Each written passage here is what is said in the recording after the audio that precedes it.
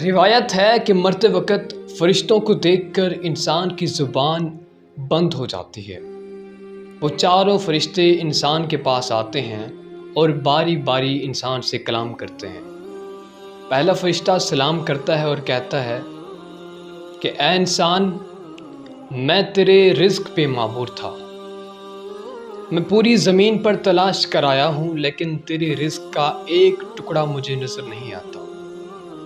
تیرا رزق اس دنیا پر ختم ہو چکا ہے، لہٰذا اب تمہیں مزید رزق نہیں مل سکتا۔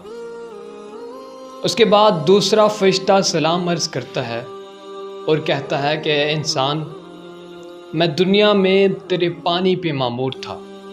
میں تجھے پانی مہیا کرتا تھا۔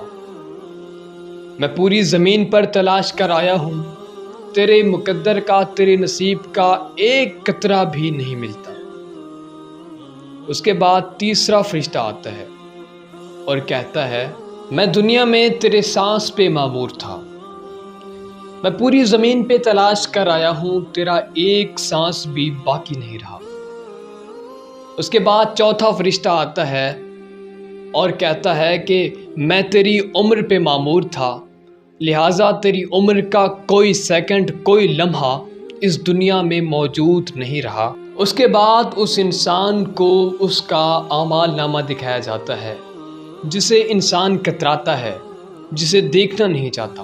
وہ ادھر ادھر دیکھتا ہے تاکہ اعمال نامہ کسی طریقے سے اس کے آگے سے ہٹا دیا جائے، دور کر دیا جائے، لیکن مجبوراً وہ فرشتے اسے اس انسان کا اعمال نامہ دکھا کر رہتے ہیں۔